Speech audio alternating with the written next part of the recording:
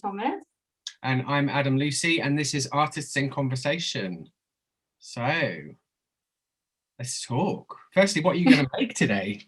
So I'm going to kind of go something along the lines of this one that I've already started. I don't know if you can see here. Oh, I like that. So it's a watercolour. That's going to be my base. And then I'm going to probably do something maybe moon related over the top. I had an idea about, I want to do a piece to do with like Greek mythology about Hecate. I don't know if you know about Hecate. So I was going to do maybe like the 3 moons, so like the 3 forms of the sort of like representing like a woman. So it's like the maiden, the maiden, the mother, and the crone. That's like the 3 different symbols. So I was going to do something along those lines, maybe with like a key element in it. So yeah, that's something. That isn't just an idea that I thought I'd give it a go. Are you going to do it with is it going to be colour or is it going to be muted colours? I think muted colours, because she's kind of like a darker mythological sort of figure, so she kind of represents a bit more sort of darkness. So I think it is going to be more of a dark piece, even though it's really nice and sunny. So I should be painting something a bit. I think go with your heart. I think whatever you feel you want to paint at the time, no matter what the weather is, just do it, you know? Yeah. Mine's, what I'm going to do is, I'm a bit obsessed with pictures of people on the tube. So normally my work is quite dark, and is quite kind of around memory and stuff like that, and family and history and, you know, quite deep things. But I've been quite quite obsessed with people with masks on in the tube. So I've gone through a period of painting, of sketching and painting. I'll show you one I've done before. So that's one I did before. Oh, nice. Yeah, that was on the Piccadilly line. That's really good. And then I did, this was Joe. So I did Joe on the train. Oh, that's really good. I'm gonna go and I was on my way to work yesterday and I saw this guy. So I quickly snapped a picture. He's got like a V for Vendetta mask on at the base of the face. So I'm gonna sketch him. It's something different than what I normally do. So it's a little break and I can just like sketch and talk to you while I'm doing it. Yeah. So cool. The first where we're going to start off, and it's going to open it up, it relates to your artwork as well. Why do you create art? I know you spoke about it before, and it's around kind of your emotions and feelings, but just explain to me why you do what you do. I think just because I really love it. Like, I've always loved it ever since I was a child. I kind of sort of grew up on my own, even though I've got half siblings that are all like much older than me. Oh, they'll kill me for saying that.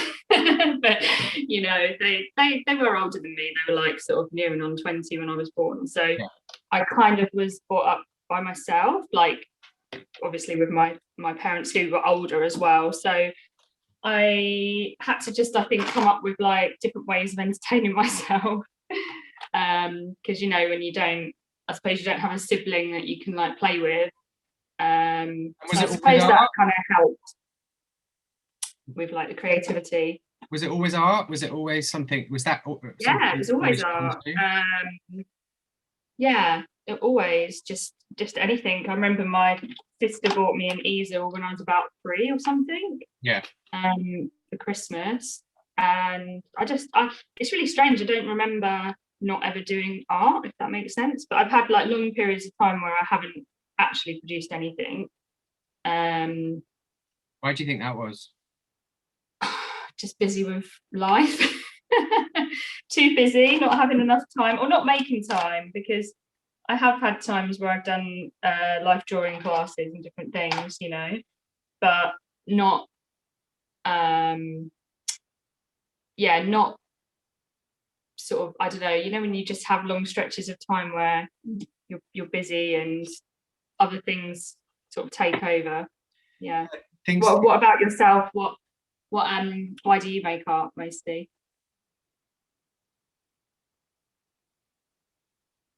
I mean, I started to make art. I did art when I was in school, Mm-hmm. but I really never sort of never really took off, because I mean, I got into, so the story is, I got into drinking when I was 16, and I was literally, and I was well, I was an alcoholic for up until the age of 30. So I drank Mm-hmm. and drank and drank, never able to just drink normally. And then Mm-hmm. when I hit 30, I actually got into recovery, and I had a massive gap in my life of what am I going to do now? because most of my time was spent partying and kind of Mm-hmm. going out clubbing and drinking and all that stuff relating to to doing things in excess. So Yeah. I picked up a camera when I first came into recovery, because I ended up going to rehab, and after I got out, I kind of bought myself a camera. And then from there, my friend who had gone to rehab with said, "Why don't you start painting?" So I picked up. I was at her house in Bristol at the time, and I picked up a little canvas she got and some paints, and just started painting. I painted a bowl of fruit. Which looking back at it, I actually do like. My mum says it's stuffed in her loft somewhere, but yeah, I do like what I painted. And then from then on, it was just a case of making more and more.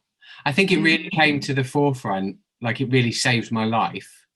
And I know you touched on this before in your takeovers, but it saved my life when my best friend died. He killed himself in 2017, and actually using art was a way to kind of process those feelings and emotions. And before, I'd been very focused on looking what was going on in the outside world, and trying to find meaning in the outside world, when in reality I needed to look inside myself. So it was at that point is when my art shifted, is when the focus of my artwork shifted, and it became very kind of in trying to push the internal world outside to show people what I was going through and stuff. Yeah, it was that's the reason I make art now, and I continue to make art, is because I love the feeling of creating something, and connecting with people as well, connecting with other artists, and seeing them, that they have the same feelings. I think that's what, when you did your takeover and I saw some of the stuff that you posted, I really thought, this is going to be an interesting conversation, and something I'd like to learn more about, because we seem to have some similarities in the way that we kind of processed our grief in art. Yeah, it's a similar thing to me. Like I've had I hate to be so morbid, because I just I'm not, I suppose naturally I'm not really like that. Like I'm kind of I don't know, I try not to be, because I feel like there's so much sadness already with everybody at some time will experience somebody they love dear, they will pass away. It's just it's something that happens, and it's horrible when it happens, and it's obviously very, very emotional, and depending on what kind of circumstances. I mean, again, I've had some like horrible people very close to me die in not very nice circumstances, and I think that does have a massive effect on you. Even if you try and sort of push it away, it's still there. And I myself, I haven't ever done therapy or anything like that, because I kind of, not that I felt like I haven't needed it, but I don't know, I just feel like doing art is a form of therapy. Yeah, it is. And for me, it's kind of good enough. And also I do, I talk to my friends, and I've got a very close relationship with my dad, which is really nice. We get on really well, so that's great. But I mean, I do think obviously therapy would be good, and I wouldn't rule it out. Like maybe in the future I would do it, but I think for now, I don't know, I just find art, because it's such an emotional process. maybe it's not for everyone, but I think probably for yourself as well, Adam, like it is a really emotional thing. And just by doing a piece of art just instantly makes you get over, or not get over, but it helps with the way that you're feeling. It does. It's very cathartic. If somebody had told me years ago, picking up my camera and doing a self-portrait, or cutting up a photograph of my friend, covering it in, white ink and sewing it back together was gonna make me feel better. And I would have looked at them like they were crazy. No,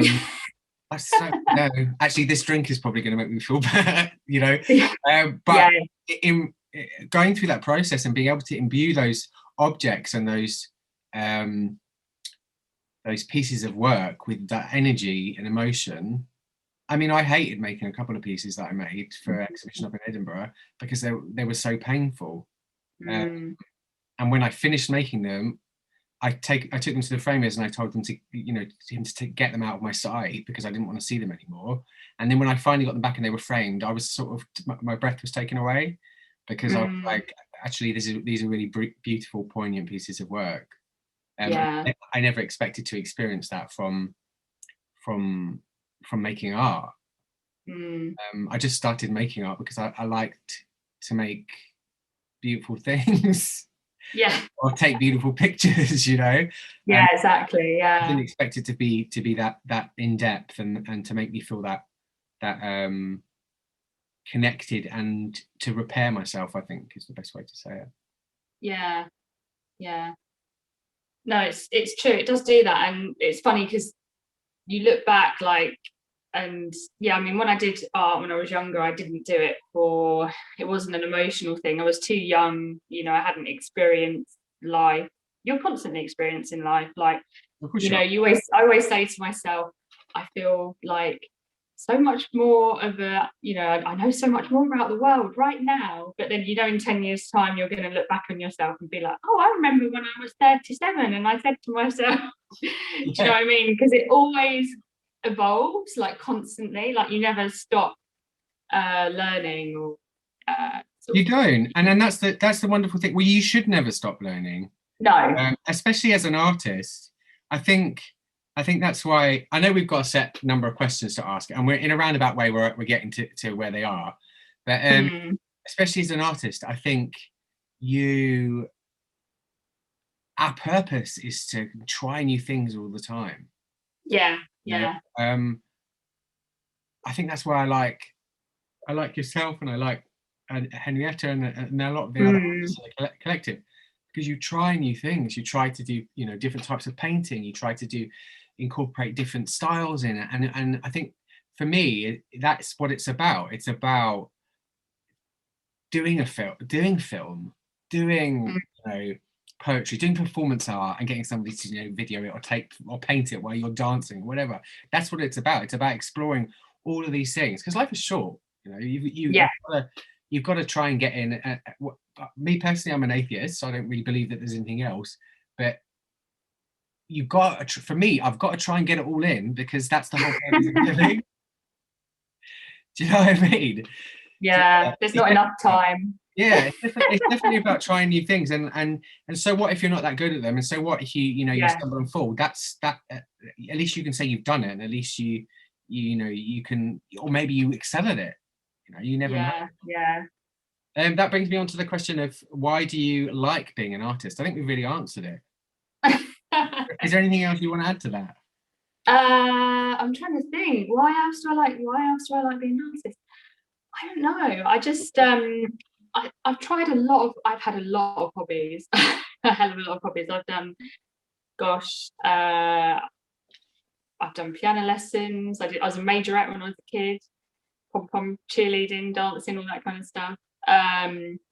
And I've done silversmithing, which I actually really enjoyed. Wow. I like that. I liked that a lot. But it's you need proper. I mean, looking at Sam's stuff in the collective, you need a workshop and loads of chemicals, and it's one of those things that you need a whole separate room or shed in your garden, or Yeah. something like that. I can imagine the house smelling sort of like oxidized metals and stuff probably isn't a good thing. Exactly. Yeah. But I did really enjoy that. I've done a bit of photography and DJing, and I mean, I love all of the things that I've done over the years. But the thing that I love the most is definitely art. And I don't know if that's because I did it as a child, I do find, a lot of, like, even with my friends, like stuff they did when they were younger, like they still really enjoy it now. Yeah. Like, I don't know if it does shape you slightly when you're younger, to what you like when you're older. But yeah, I just really love it. And yeah, I don't think it's going to go away.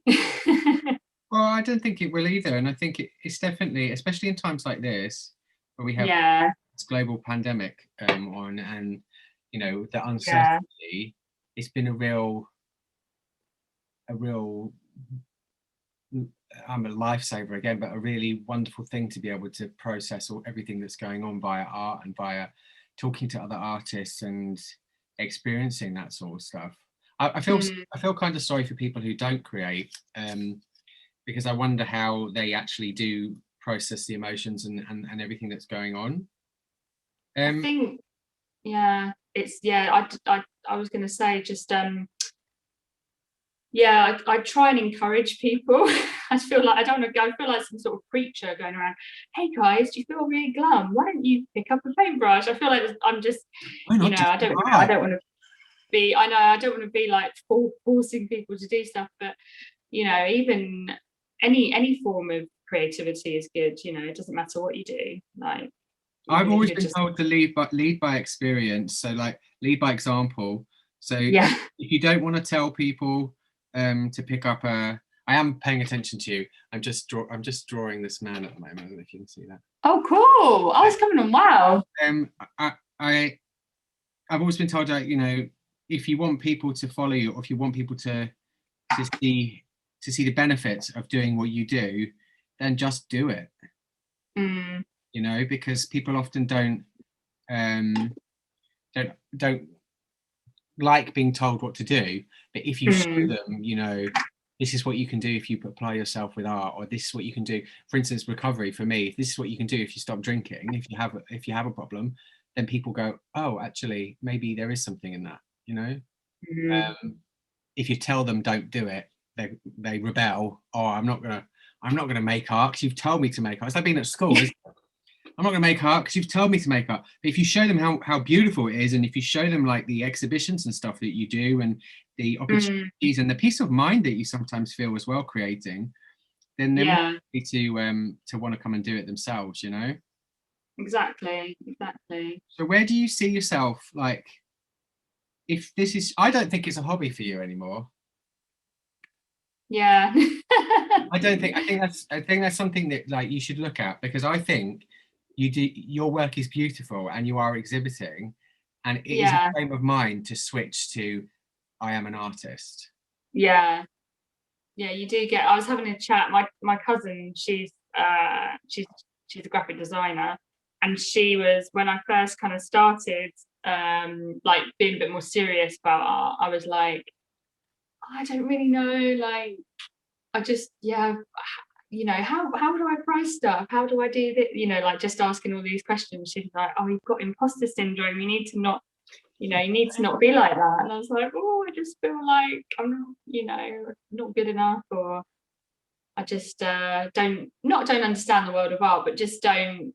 I do it because I love it and because it's a passion. And I've never really, I don't know, never really sort of thought, I want to make loads of money, or it's not about that for me. It's about making something really lovely or very kind of poignant, and then letting someone look at it and then seeing if they can relate, or if it can help them in some way.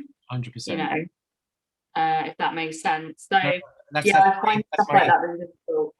That's my ethos when it comes to making art as well. It's about the connection, and building a connection with somebody, a viewer, or somebody who wants to, who's observing it, and seeing if it triggers them into feeling a certain way. Or I mean, I've had people look at pieces of work and say to me, "Oh, this reminded me of this time in my life," and I don't know who this person is, but something that I've done has sort of triggered that in them, and that's really special, I think, for me.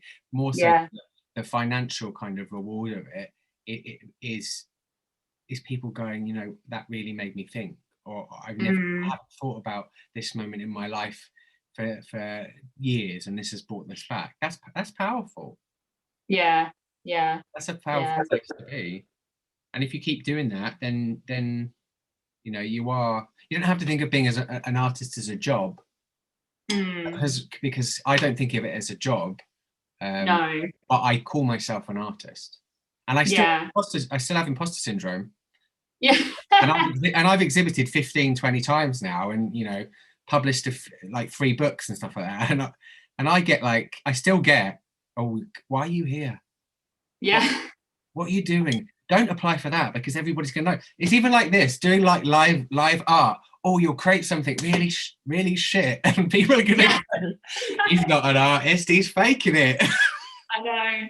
It's funny, isn't it? Yeah. It's always with you, that. But I don't know. Yeah, I do call myself an artist, definitely. Like I've always done art. I mean, it's not, I mean, if somebody buys something, then great, you know, that's a bonus as well. And you sold at the exhibition last year, didn't you? Yes, I did. Yeah, I sold one of my pieces, which was amazing. The piece that I had in your exhibition, in the Tales from Isolation one. Yeah, it's really good. Yeah, so I'm always sort of hopeful that I'll be doing this a lot more. What do you think of like success looks to you? I don't know, like one of my absolute favorite artists at the moment is TAOI. Have you heard of her? She's an artist based in America, and she is amazing. I don't know how old she is. She's got to be in her maybe mid-20s, but she's just great. Like all she does all day, well, you know, from what I can gather from her Instagram, is just paint. And she's got these 2 like Siamese cats, like living her best life in the studio. And her work is really good. Like she's an exceptional artist. I think she's one of my absolute favourite like sort of artists at the moment. What kind of stuff does she do? She paints sort of like quite like realistic portraits. Okay. But they've got quite like a modern feel about them. But yeah, she's just really good at lighting, and the colours are amazing. She does oil painting, has her oil. But it just, it's sort of, you can really see the person's personality like within the work, which is really, really good. It's really, really clever. She's got a good eye. I think that's really important, especially when you're doing portraits or any kind of artwork, is to put yourself in it. Because everybody can paint a really, not everybody, but people can paint a really beautiful picture and be kind of devoid of. But I know when I buy art and when I look at art as well, I want to see the person in it. I want to see the person's experience, and even abstract, you know, painting or whatever it is I want to see that person's history and that person's energy in it. If you know what I mean. So yeah, I might check her out. What's her name? TAOI Wise. Yeah, she's just super funny as well. She's always on Instagram, just sort of like, just, you can tell it's just her. She's just like, she would be a really fun person to like hang out with. I'll check her out after this. But, she's super talented. Yeah, I really like her stuff that she's been producing. So that actually brings me to a good question actually about what are your inspirations? What would your inspirations be? So who do you find inspirational? What's that, sorry? Or who do you find inspirational? Any of those? Yeah, definitely her at the moment. And I quite like a lot of like the surrealist artists as well. Like Dorothea Tanning. I saw an exhibition of her a while back, and that was amazing. So yeah, I mean, there's so many artists, isn't there? There are always new ones that I've never heard of, you know, that I just sort of like stumble across. And I'm like, oh yeah, I think everyone's work is super inspiring, and especially like people in the collective as well. Like, you know, the guys' work is amazing. Like all of them, they're all talented in different ways, and they're really diverse, which is really nice. You know, you've got sort of Samantha English and all of her sort of like metal work, which is incredible. Actually got some earrings from her as well. Oh wow, I've got lovely. yeah, they're really lovely. And obviously Henrietta, like she's super inspiring person. She's great. So yeah, like I think many people are inspirational, like not necessarily like ones that are, you know, super famous, or, you know, sort of great masters that were alive like 200 years ago. Where do you find, so that those are the people that you find inspiring, but where do you find in sort of your life, or where do you get your inspiration from for your paintings and your pieces of artwork? So I think mostly just through kind of life experiences. I think a lot of my pointillism sort of universe themed work, like celestial work, I think that does come, I think it just comes from the mystery of life. Which I feel like I've always been, just even as a kid, I loved like anything to do with space, you know. And I think I just don't, you know, it's fascinating. And when you think about it, it completely blows your mind. I mean, I'm no Brian Cox or anything. I'm not like, you know, not super up on everything to do with space and time, but I just, yeah, of what I do know about it, I find it like fascinating. Yeah. So It's that thing about for me when I think about the stars and kind of planets and space, it's the unknowableness about it, I think, as well, and also the immensity of it. When you get a understanding of how big space is and how big the universe is, you really begin to understand how insignificant us as human beings are. yeah. And also when you look at like how there are so many stars and planets out there, and we as Earth are the only one we've found that actually contains life. It kind of makes you feel like we should be taking better care of the place. Oh, I know, and that's another thing as well. Like I thought sort of recently about doing a piece about sort of bees, because of that was in the news quite a lot recently with pesticides. And yeah, it's just there's a lot that goes on sort of to do with like climate change and things like that I just think, what the hell are we doing? Like I really do try like my absolute hardest to be as sort of ethical and green as I can, you know, but it just doesn't feel to me like it's good enough. Yeah, I mean, I think it's like spreading the word with that kind of stuff as well. Like, and I think we can get really like over critical of ourselves. I mean, I know sometimes when I throw things in the bin and I know I can't recycle them, I get really like, oh, why did I buy that, and blah blah blah. But at the end of the day, I'm trying my best, and we're all trying our best, and you know, individuals can do what they do, but at the end of the day, it's a collective effort as well. You know, companies and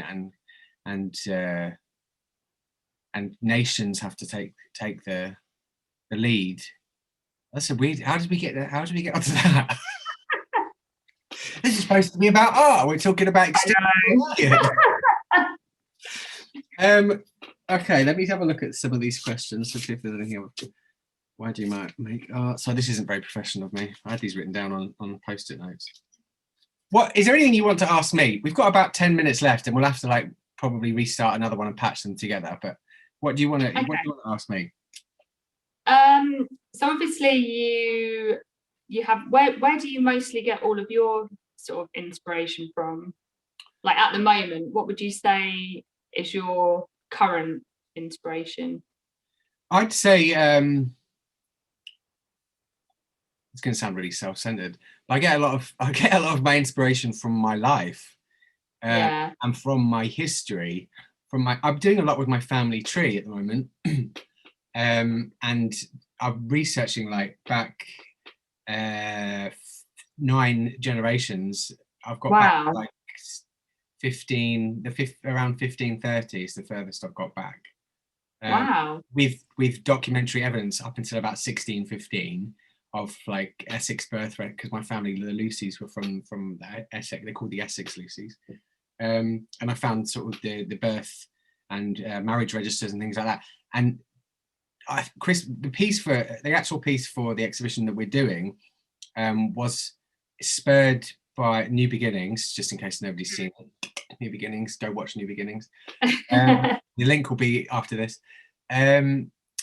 Was from going on Christmas Day to the cemetery around the corner, and I'd never oh yes, I saw a picture. Yeah, I'd never known where I've lived in this area for like 5 years now, and I found out that where they were buried, but I could never find the grave, and it was purely by, I thought, you know, I've got the number of it. I'm going to go and have a look, see if it's, because there's parts of the cemetery that have been dug over. I really didn't want it to be there because they would have moved the body and they would have moved the gravestone, all that sort of stuff. Mm-hmm. I went for a walk up there and was counting the graves and looking at the grave numbers, and I found it. And that was my great grandparents. So they died grandfather Harry died in 1924, and then his wife died in about the 1930s.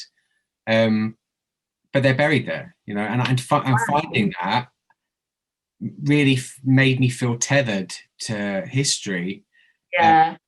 and tethered to you know, reality, as it were.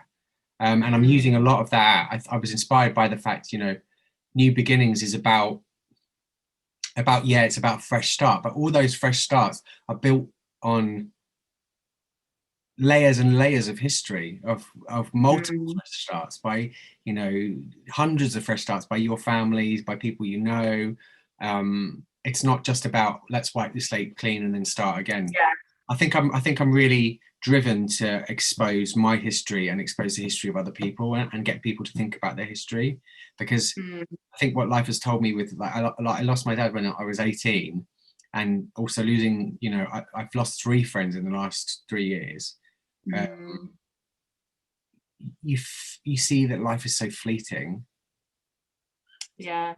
And it's really important to document where somebody was and who they were and what they did, because that's the only memory you ever really have of them. And that kind of, I think with memory as well, it's so ethereal. That's why I like photographs, incorporating photographs in my work, because it's a physical kind of snapshot of time. It's the only way to actually be able to look, apart from using back to space again, using you know, the telescopes that they look back into the past. Because looking into those far off places is looking into the past because of the speed of light. It's actually like looking at those photographs is looking at a snapshot of looking back in time. You know, that's the only way you can really do it. And my memory is bad, so I forget things and it starts to tatter. And you know, it's like looking through a veil, but actually looking at a photograph it's crystal clear. You know. Yeah. So I think those are my inspirations. Memory is really important, I think, at the moment for me. People wise, so many people. I see people and then I forget who they are, and then I see them again.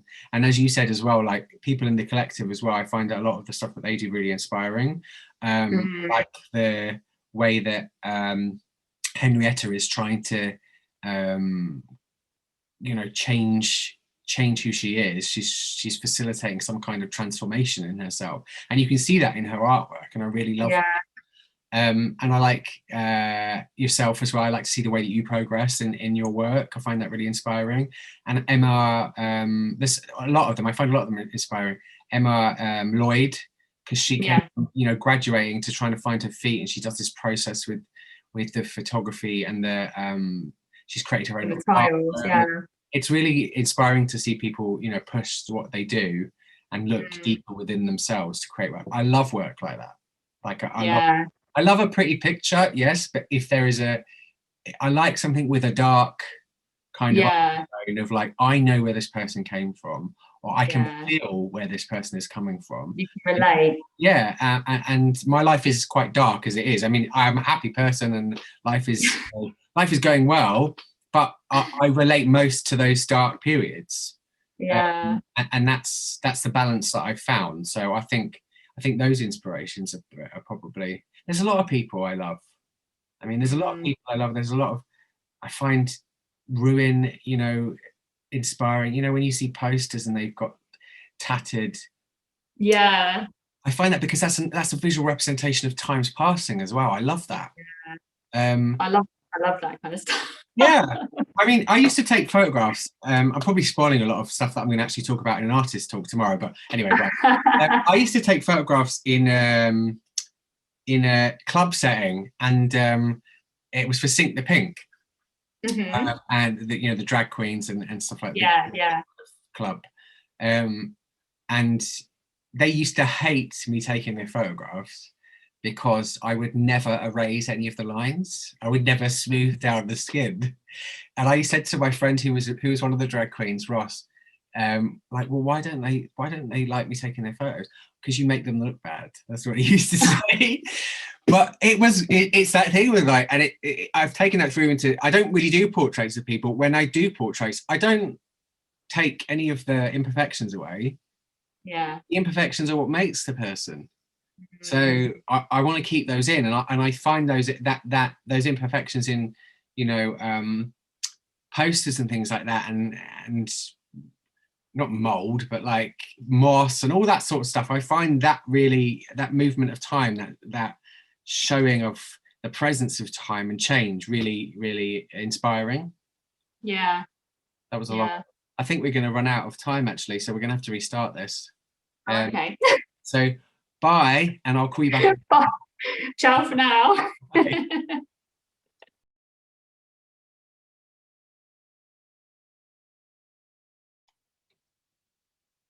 Hi, we're back. I don't know. I've got this in my ear. Hello. Hi. Sorry. So the perils of not having a business account on Zoom, you just have to keep stopping and starting. Oh, it's okay, isn't it? But at least I drew a leg when we were. Oh, that's good. So I've got. Oh, wow. Yeah, it's a bit of fun, isn't it? What were we saying before? About So inspirations, yeah. yeah. Your question. Yeah, you asked me about my inspirations. I think I've let you know what those are now. What else do you want to ask? Do you, obviously we're in the collective. How do you feel about being in the collective, or actually running the collective? I feel like sometimes I've bitten off more than I can chew. Okay. No, it's I do sometimes because then I'm juggling like juggling the collective. I'm juggling work. I'm juggling. We spoke about the flat in Margate as well. I'm trying to like do a lot of things in the world. Yeah. But it is really rewarding. It is really rewarding. Mm. Like ultimately, I'd like to be able to, and I want us to get to a point where I can hand things over to people, Mm. and it can become more of a like an embedded group collective, as in like a lot of people do certain things, promotion or whatever, or people curate further exhibitions and things like that. Yeah. I'd love that to happen. Like in fact, I'm thinking about for our spring exhibition, having 2 rooms and one of them being curated by somebody else. Oh, that's a good idea. Yeah, to sort of bring somebody else into it so they'll be able to do it in future. What do I love Yeah. about it? I love the fact that we are together. I love the fact that we came together through the pandemic, that we created some really powerful art in that period of time. And I love the fact that most of the people who exhibited in that exhibition, the Art of Isolation exhibition in Shoreditch, I love the fact that most of those people joined the collective. There was, I think, only maybe 2 or 3 didn't. And that's really important. Good. Because that work there's some really powerful work. And I thought, you know what? in times like this, it's good to be together.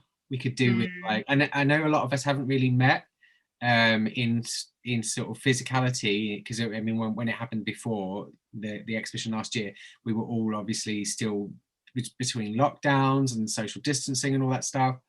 So that would be nice to do in future. But I like it. I think it came at the right time for me. I wanted to help people come together. I wanted to create a community in a space where people were able to collaborate and, you know, have conversations with each other and get help with their art and support with their art. I think that's what art is about for me. Yeah. Back in the day, when I sort of read memoirs and biographies of artists, I read about how they used to buy each other's paintings so that they could, you know, afford to eat. Or that they would group together and they would experience and create new things.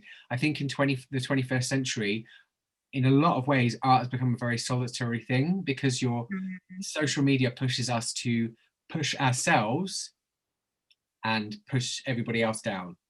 So we have to uplift ourselves to say, we are the best artists. Look at this. I'm doing the best portraits. I'm doing this. I'm doing that. And that's not what it's about. You know, for me, it's about working as a team to help everyone succeed and to improve. And people aren't necessarily going to become the world famous artists, or they aren't necessarily going to be able to, like, it's very rare for people to be able to make a living on their art alone. But I want people to get to that point where they're like, actually, I really enjoy doing this, or I am able to open up a gallery space, or I am able to, you know, to take part-time hours in what I'm doing, the other paid work, to be able to let the art, you know, come up. So for me, the collective is all about that. It's about empowering people. It's about making people aware when open calls are on so that they submit their work. It's in future, when we can see each other, it will be about studio visits and, you know, maybe some workshops. Henry was talking about like residencies, that sort of stuff, just to see where we go with it, I think. But so far I'm really happy where we are. I'm happy that everybody stepped up to the plate when it came to doing these interviews, and also doing the takeovers, and we've had some really good feedback from those, and it's been nice to see people talk about where they are and why they make art, and why they do what they do, you know. How about you? What do you feel about it? Yeah, the same really. Like I mean, obviously before joining the collective, I just did stuff so like all myself, sort of solo. But I have got friends that are artists, and a friend as well of mine who's like a full-time artist. Like, he makes his money by. Is that Ultra Mega? Yeah, that's my friend Ben. Yeah, shout out to Ben and all his help that he's given me through the years. He's a very good friend. But yeah, it's so I have got friends who do it, but it's a difficult life. Like, it's, you know, you have to really be pushing yourself all the time, and you know, for myself, I wouldn't want it to turn into, like, to feel like a job, if you know what I mean. Like, I don't know if it ever would feel like a job, because I love it so much, but I wouldn't want that to happen, you know, when something you love becomes something that you just have to get up and do. Like, I know that 100%. Like, I feel the same way about that as you do. Like, I don't want this to become something that I feel like, oh, I've got to do. I want it to be like, actually, no, I love doing it. I think it's about finding the balance. Would you take commissioned work and stuff? I mean, I don't take commissioned work because I don't like doing stuff for other people. Okay, yeah, no, I mean, I'm doing I suppose I would do. I'm doing like some collaborations at the moment. One for a friend who's got an album coming out. The album cover, yeah, I saw it on Instagram, yeah. So that's hopefully going to happen sort of soonish when he finishes writing the album. So yeah, that's exciting. And another friend of mine, she is a fashion designer, a small brand, and she's asked me to come up with some designs to go on some like shirts and blouses and things. That's really good. So I'm doing that at the moment. I'm testing out using like fabric paint on materials and then having to wash them and, you know, make sure they're durable and they're able to sort of like withstand, you know, sort of wear and tear and stuff. So yeah, so that's exciting as well. So I'm doing more kind of collaborations rather than commissions, but I suppose I would do. Yeah, I would, you know, if someone was like, draw my face in pointillism, please. I'd be like, yeah, if you pay me, I will. I think people have asked me to do when I was doing a lot of photography, they asked me to do portraits, and I don't do paid portraits because, as I said, I like to keep the imperfections, and I think people who are getting paid portraits, they usually want smooth skin, so that it doesn't really go down well. That's the thing, isn't it? As long as you can do it in your own style. Yeah, I mean, and if I get to a point where I mean, I love taking photographs of my friends and my family, and I create some really beautiful images of them because I love doing it. So I don't think the whole getting paid for it or doing a commission would work well. I think I would look at it more as a job. Yeah. I mean, ultimately, I would like to be able to just do art. Yeah. So I'm a bit of a quandary. Got to I get know, paid it's to do hard, it. isn't it? You know. Oh, God of the days where you could find a rich benefactor or a patron somewhere who just pay you to make art all day. That's so true. I did do recently, but it was I didn't get paid for it. I just did it for fun. But my friend, close friend of mine, he's got two little Dachshund dogs, and they're so cute. Like I only saw them when they were puppies, and obviously I haven't sadly been able to meet up with him. But I was like, oh, I'm gonna draw them, you know, and send them to him. So I did that as just like a little gift. Just drew his little dogs. I got the pictures just from his Instagram and drew them and sent them off. That's nice. Do you find it's often? This is going to be a controversial question. Do you find that sometimes people that you know don't know your value when it comes to the artwork you create? As in, do you think when they kind of want mates rates, or when they want they don't understand how much work goes into actually creating stuff? I think yes and no. I think I know some people who probably don't understand, but then I feel like a lot of my friends like have been like very supportive, and you know, I sold some cards a while back and gave actually ended up giving all of the money away to the crisis charity. I was going to donate £1 from every card because I just thought, well, that's good. And then as time sort of went on, I sold like sort of £50 worth of cards. I was like, I can't keep it. I have to just give it. I think that's the problem with us as artists. We like to give stuff away, and we need to know our worth. We need to know our value, and be like, actually, no, this is I need to get paid for this. Yeah, I know. It's bad, isn't it? But yeah, I mean, I ended up giving it to charity. But I mean, I will. Yeah, I mean, other stuff I do. I mean, I would like to do something involved with like sort of like charity, like maybe do some more cards or prints or something, and donate some money. I think places like, especially, I've often thought about doing that with people like mental health Yeah, mind and stuff, and because they're always looking for like silent auctions, or always interested in things that help explore people's mental issues. So I think it's really, it's good to work with those charities and stuff, but always remember as well that things cost. At least get your costs, at least get the costs back, and then you're not out of pocket. That's true. That is true. Yeah. Otherwise I end up spending way too much money on hobbycraft. Yeah, it's an issue.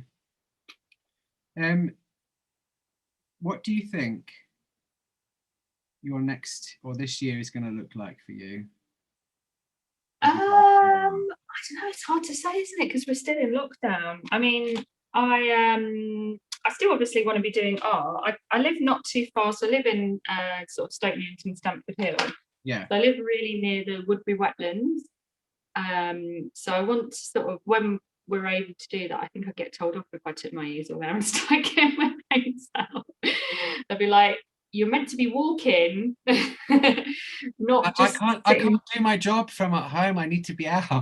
It's true. I need to be in Woodbury wetlands painting the ducks, But and also the weather's not very good at the moment. So when it does turn, when the weather becomes a bit nicer, I definitely am going to take my easel up to the wetlands and paint up there.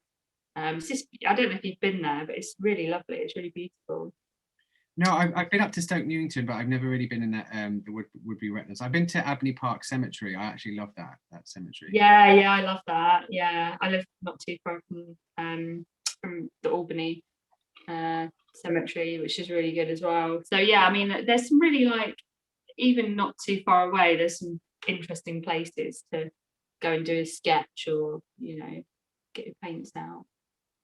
So Good. yeah, I'll definitely do some of that. And I don't know, like, I mean, I've said this for like ages now, but I would, love to obviously do my own exhibition at some point.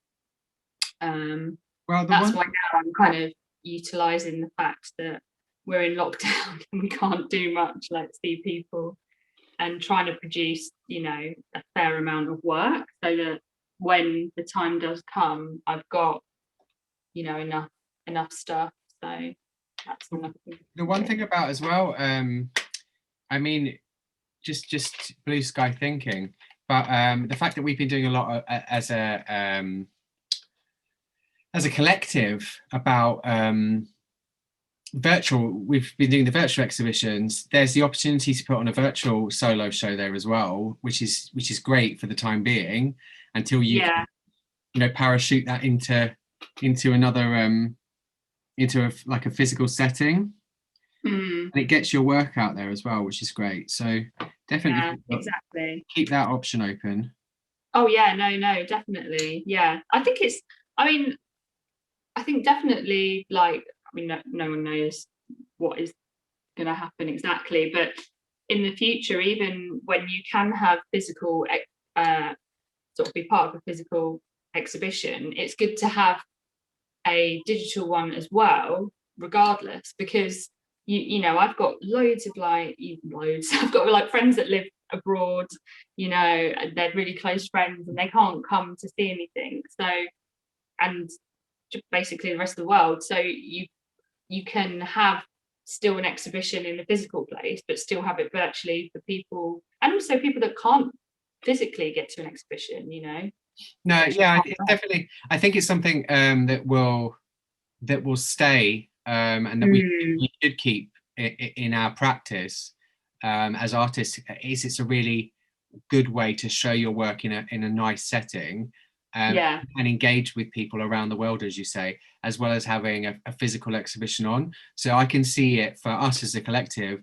Having, I know we've spoken about, I'd like to do at least 4 virtuals a year, be they solo shows for people or group shows, and then have a couple of physical exhibitions as well in the year, or run them in tandem. So like have a physical exhibition and their virtual exhibition for those around the world to still come and see it. So yeah, it's something we can definitely utilize, and I think the art world should continue to utilize in the future. Do you have anything else you would like to ask? Actually I do. If you had to choose, or I suppose you combine both your photography and you sort of combine photography and art at the moment, but do you see yourself carrying on doing that, or do you see yourself sort of going towards one more than another, like the rest, like in the near future?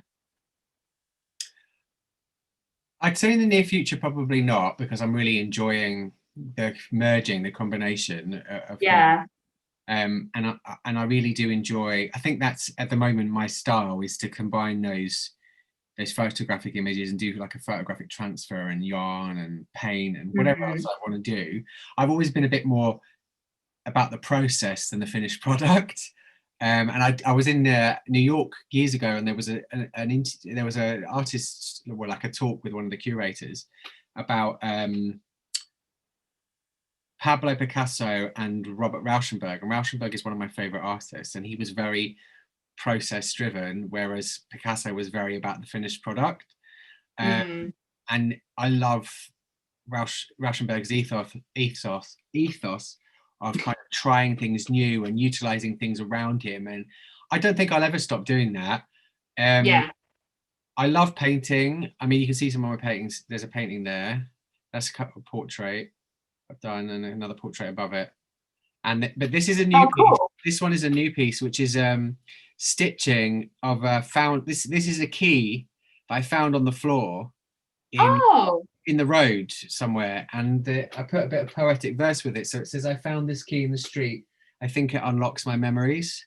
Oh, I love that. And then I'm going to put maybe a bit of photographic transfer on that as well.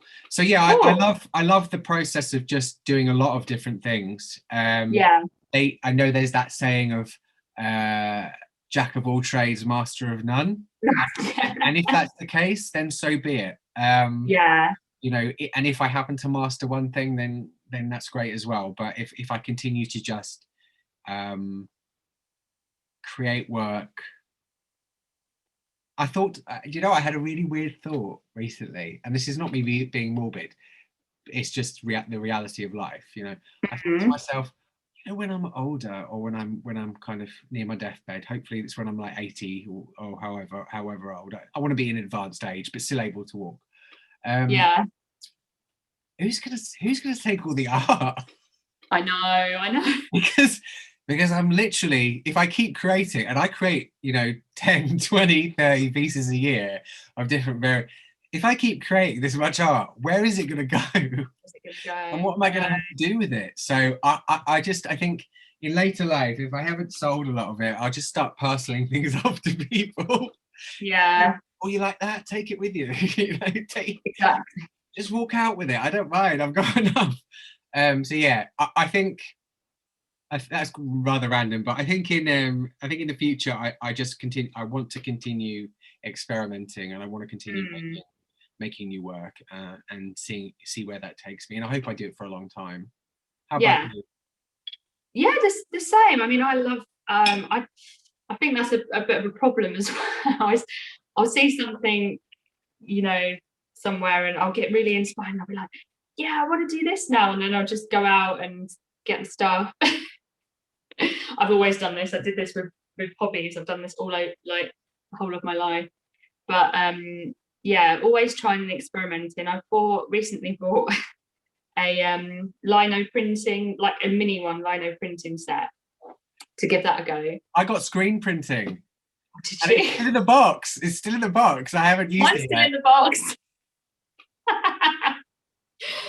Oh dear, it's so funny. But I love it. I love like lino printing would be really cool for you. Yeah. It's a lot about texture as well, and about getting those lines in, those marks in. So when you do print it, I think that would be really good. That's definitely something you should do. Yeah, something I'm gonna do.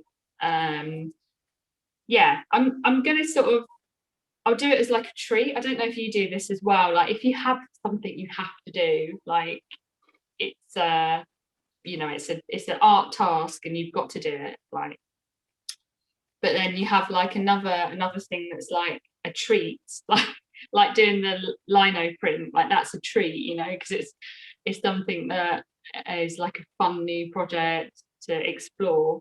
So I try and do the like sort of more of the art, the jobs, the things I have to do as like a separate, you know, like I'll do them in the morning, and then as like a treat I'll do something a bit different in the afternoon, like separating them. I find that works. Yeah, I think it's definitely about finding the things you have to do, and then the things you really enjoy, and trying to find the balance in them to keep you to keep you motivated, because there's stuff like admin work and all that business, and kind of organizing talks, which I've got to finish off for tomorrow, that I really procrastinate about. Yeah. I think that comes from the imposter syndrome. I think that's fear of failure. I think it's like, oh, I'm going to set myself up so I don't actually succeed, and then Yeah. it's so bad. But then I would get to the point where I'm like, oh God, I've actually really got to do a good job. So yeah, it's about finding those, splitting it up into the things you really need to do and getting them done, and then the things Yes. that you do because you know and can be a treat and a leisurely activity for you. Yeah. Oh, Yeah. this No, has it's been a good. lovely conversation. That's been good. Yeah, it's been good. I'd like to do it again sometime. Yeah, cool. Can Yeah, I see? Can I see what you've done? yes, yes. I'll turn my easel. This is what I've done. It ended up being quite colourful. I think I like it's that. because it's a nice day. It's almost like a bird, like Yeah, a spirit of it of is. an angel or a bird or something. I do like Yeah, that. I don't really know what it is at the moment, but I'm sure it will progress. But yeah, I think it's just because it was, you know, yeah, I think the weather affects your mood as well, doesn't it? You know, if it's like a grey, doomy day, you sort of end up feeling that. Yeah. Whereas it's been like, because I've got quite a lot of light in here, which is good, but it's been like super nice and sunny. So yeah, I've ended up doing something a bit more light than what I thought I would be. I will show you my. Yes, let's have a look at yours. So far, it's a drawing. Oh, cool. Oh, you've got a lot in there in that time. Yeah, so it's just I've got a lot more to do. This guy would not appreciate me taking his photograph on the tube, but whatever. He's got a mask on, nobody can tell who he is. Yeah, so I've done that much, and I will do more painting as time goes on. That doesn't look too bad. I don't feel like so much of an imposter now. No, it's very good. What are you going to use to paint I once you've have sketching? a little set of Winsor Newton Oh, watercolors, nice. which I love. Oh, which have moved about a bit, but so I'm going to be using these. Oh, cool. Oh, they're cute. They are cute. I don't even know where I got them from. I think they were my grandfather's or something. Oh.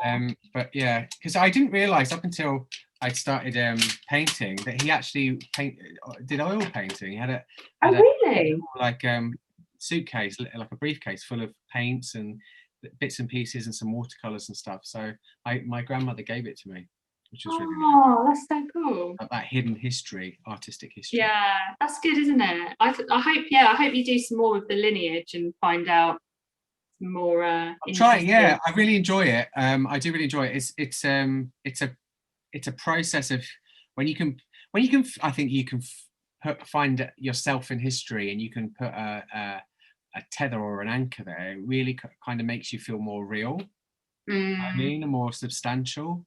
But we'll see where it goes. Well, thank you very much for a wonderful conversation. Yes, And, thanks very much. let's do it again. Yes, definitely. And have a lovely day. Yes, you too. Take care. Good luck with tomorrow. Thanks, Emma. Bye. Bye.